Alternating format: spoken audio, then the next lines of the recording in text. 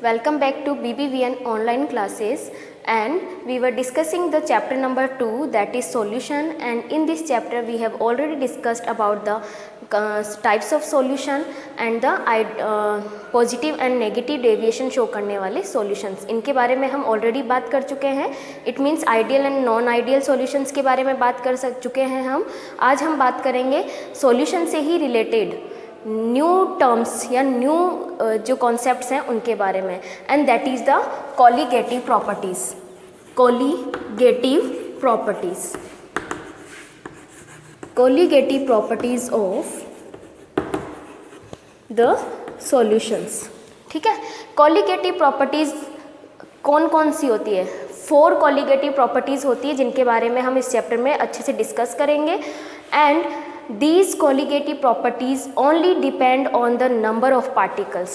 किस पे डिपेंड करती है? Depends only on the number of particles. ये सिर्फ नंबर ऑफ पार्टिकल्स पे डिपेंड करती है. अगर नंबर ऑफ पार्टिकल्स इंक्रीज हो जाते हैं तो कॉलीगेटिव प्रॉपर्टीज भी इंक्रीज हो जाती है, और अगर ये डिक्रीज हो जाते हैं नंबर ऑफ पार्टिकल्स किसी सॉल्यूशन में तो कॉलीगेटिव प्रॉपर्टीज भी डिक्रीज हो जाएंगी. There are 4 colligative properties. First is relative lowering in vapour pressure. एक तो ये कॉलीगेटिव प्रॉपर्टी है. Second colligative property is the elevation in the boiling point. Elevation in the boiling point. इसका मतलब क्या है? बॉइलिंग पॉइंट क्या हो जाएगा? इंक्रीज हो जाएगा अगर किसी सॉल्यूशन में हमने कोई सोल्यूट डाला है. ठीक है, नेक्स्ट जो कॉलीगेटिव प्रॉपर्टी है that is the depression in freezing point. It means freezing point क्या हो जाएगा? डिक्रीज हो जाएगा. ठीक है, नेक्स्ट कॉलीगेटिव प्रॉपर्टी है the last, that is osmotic pressure.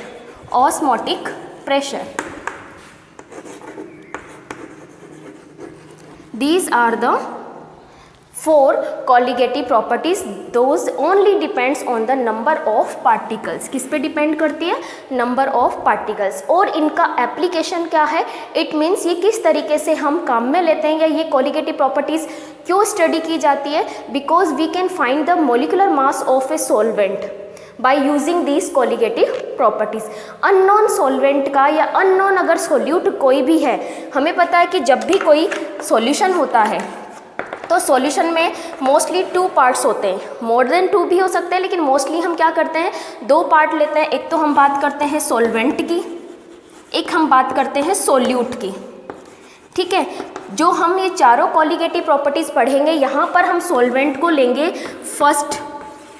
ठीक है, और सोल्यूट को लेंगे हम second component of the solution. First component हम हमेशा किसको लेंगे? सॉल्वेंट को.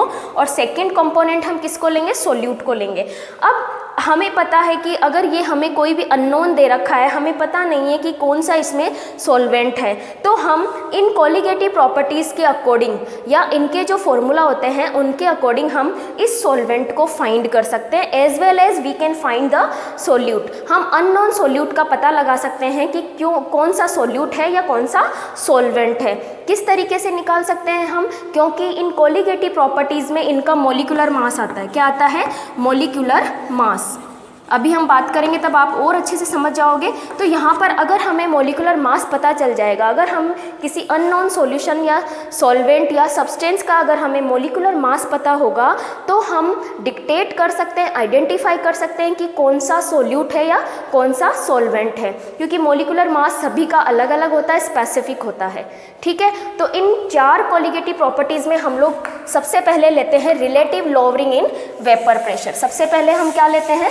Relative lowering in vapour pressure. It means आप इसके नाम से समझ ही गए होंगे कि अगर किसी सॉल्वेंट में हम कोई सोल्यूट मिक्स करते हैं तो सॉल्वेंट का राउल्ट्स लॉ बोलता है ना कि अगर किसी प्योर सॉल्वेंट है, ठीक है, जैसे मैंने वाटर लिया है, ठीक है, अब वाटर की बात करते हैं तो स्टार्टिंग में इस वाटर यानी कि जो प्योर सॉल्वेंट है उसकी वजह से जो वेपर प्रेशर आएगा वो क्या आएगा, P नॉट आएगा। और अगर मैं इसमें कोई सोल्यूट ऐड करती हूँ तो अब इसका वेपर प्रेशर क्या हो जाएगा, P नॉट x1, ठीक है। ये कब है, जब मैंने इसमें सोल्यूट मिक्स कर दिया है तब, ठीक है। ये किसका है, प्योर फॉर्म में। तो हमें ये पता होता है कि vapour pressure of the pure solvent will B P not, ठीक है। फिर हम अगर इसमें सोल्यूट x2 मिला देते हैं, यानी सोल्यूट जो है उसमें उसके अगर हम 2 मोल्स मतलब के मोल फ्रैक्शन x2 मान लेते हैं, ठीक है, तो अब वेपर प्रेशर जो होगा, vapour pressure of the solvent will be according to Raoult's law. हमें पता है राउल्ट्स लॉ क्या बोलता है, वो क्या हो जाएगा, P not x1। Raoult's law क्या बोलता है कि जो वेपर प्रेशर होता है किसी भी लिक्विड का, it is directly proportional to the mole fraction of this. क्या बोलता है राउल्ट्स लॉ कि वेपर प्रेशर जो होगा किसी भी लिक्विड का, it is directly proportional to its mole fraction. अगर मोल फ्रैक्शन बढ़ेंगे तो वेपर प्रेशर बढ़ेगा, अगर मोल फ्रैक्शन कम हो जाएंगे तो वेपर प्रेशर कम हो जाएगा, ठीक है। तो ये आ गया सॉल्यूशन में सॉल्वेंट का वेपर प्रेशर। अब हम क्या करते हैं, यहाँ पर हमें पढ़ना है लॉवरिंग इन वेपर प्रेशर, ठीक है, क्योंकि हमने यहाँ पे सोल्यूट मिक्स कर दिया है तो सोल्यूट के पार्टिकल्स क्या हो जाएंगे, सरफेस पे आ जाते हैं, और सरफेस पे आने की वजह से जो सरफेस पर वो लिक्विड है यानी कि सॉल्वेंट है उनका क्या हो जाएगा, पार्टिकल्स की संख्या कम हो जाएगी। अब वो सॉल्वेंट वेपर में कम आएंगे, ठीक है। अब वो वेपर में कम आएंगे तो उसका वेपर प्रेशर क्या हो जाएगा, डिक्रीज हो जाएगा। तो लॉवरिंग अगर हम कैलकुलेट करेंगे, लॉवरिंग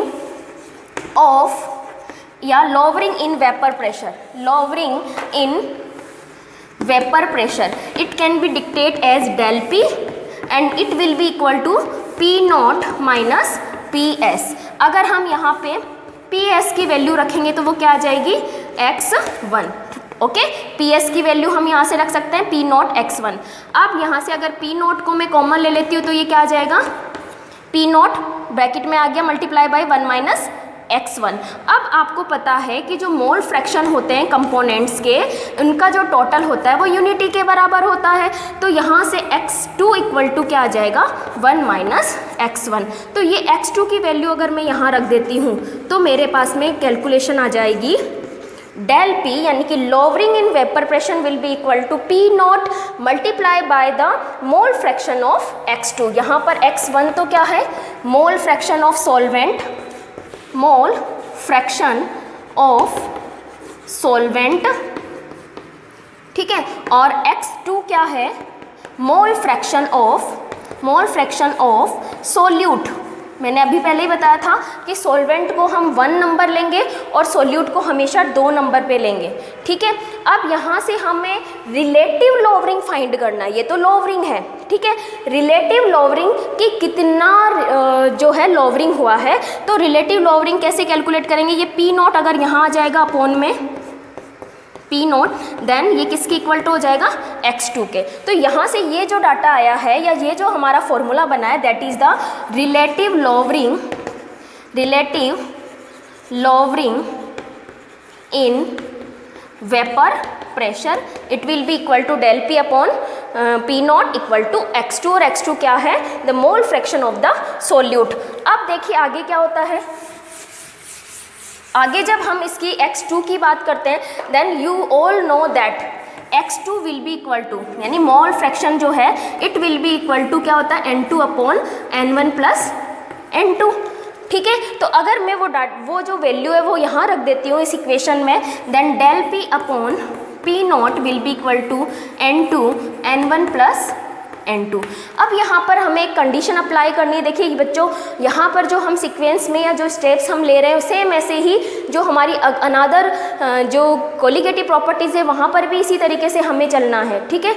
और डेरिवेशन हमारे एग्जाम में नहीं पूछा जाता है, हमें सिर्फ फॉर्मूला कैसे डिराइव हुआ है उसे ध्यान रखना है और न्यूमेरिकल्स में उसको अप्लाई करना है। तो यहाँ से हमें एक कंसेप्ट अप्लाई करना है कि N1 is very very greater than N2, क्योंकि सॉल्वेंट हमेशा सोल्यूट से बहुत ज़्यादा होता है। तो अपॉन में अगर एडिशन में हमें N2 रखा है N1 के तो हम उसे नेगलेक्ट कर सकते हैं, क्योंकि 100 में अगर अपन प्लस में 0.001 ऐड करते हैं तो उसे हम नेगलेक्ट भी कर सकते हैं। तो यही कंडीशन हमें यहाँ अप्लाई करनी है। तो हमारे पास क्या आ जाएगा, P0 इक्वल टू यहाँ से आएगा N2 अपॉन N1।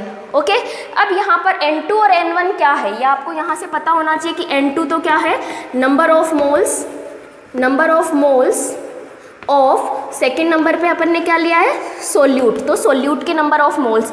N1 क्या है यहाँ पर, number of moles of solvent, ठीक है, ये आपको यहाँ से पता होना चाहिए। अब देखिए नंबर ऑफ मोल N2 है, N2 को हम क्या लिख सकते हैं, W2 अपॉन M2 लिख सकते हैं क्या। N2 क्या होगा, N2 को क्या लिख सकते हैं हम, N2 equal to mass of solute upon mass molecular mass of solute, ठीक है। मोल्स की डेफिनेशन होती है ये। तो यहाँ से हम मास ऑफ सोल्यूट को लिख देते हैं W2 और मोलिकुलर मास ऑफ सोल्यूट को लिख देते हैं हम M2। लाइकवाइज N1 क्या हो जाएगा, N1 हो जाएगा W1 अपॉन M1। इसको मैंने कैपिटल में लिखा है क्योंकि सॉल्वेंट है। तो यहाँ पर हम N1 अपॉन में है तो W1 तो आ जाएगा नीचे और M1 क्या आ जाएगा अब ऊपर। यहाँ पे W1 तो क्या है, मास ऑफ सॉल्वेंट, और M1 क्या है, मोलिकुलर मास ऑफ सॉल्वेंट, ठीक है। अगर हमें ये और ये पता है तो हम मोलिकुलर मास फाइंड कर सकते हैं, और मोलिकुलर मास फाइंड करके हम अननोन सॉल्वेंट का पता लगा सकते हैं। अब यहाँ से ये 3 डिजिट्स हैं हमारे पास, ठीक है। ये किसके इक्वल होती है, यहाँ से ये बनती है molality M, small m, that is the molality. इसे हम क्या बोलते हैं, मोलेलिटी। मोलेलिटी क्या होती है, मास ऑफ सोल्यूट अपॉन मोलिकुलर, यानी कि ये तो क्या हो गए, नंबर ऑफ मोल्स हो गए ना, तो number of moles per kilogram of the solvent, number of moles per kilogram of the solvent, ठीक है। यहाँ पे W1 किस में होना चाहिए, किलोग्राम में। तो अगर हम यहाँ पर ये M पुट कर देते हैं तो हमारा जो इक्वेशन बनेगा लास्ट में relative lowering in vapour pressure का, that will be equal to M means molality and M1, ठीक है। तो ये हमारा लास्ट में जो है फॉर्मूला यहाँ से आ जाएगा, ठीक है। अगर मैं इनकी जगह क्या रख देती हूँ, मोलेलिटी, ये हमारे पास कंसेप्ट आ जाएगा। तो ये लास्ट में ये डेरिवेशन हमारी कंप्लीट होती है जो कि relative lowering of vapour pressure को डिक्टेट करती है। तो अगर हमें ये फॉर्मूला याद है तो हम इससे ये बना सकते हैं, इसको इसमें कन्वर्ट कर सकते हैं, और इस तरीके से हम अपोजिट डायरेक्शन में भी चल सकते हैं। तो हमें कॉन्सेप्ट हमें पकड़ना है, फिर उसके अकॉर्डिंग हम अपना जो फॉर्मूला है उसको रट्टा भी नहीं मारना पड़ेगा, आसानी से हम डिराइव कर सकते हैं। नेक्स्ट हम बात करेंगे नेक्स्ट कोलिगेटिव प्रॉपर्टी की। Thank you.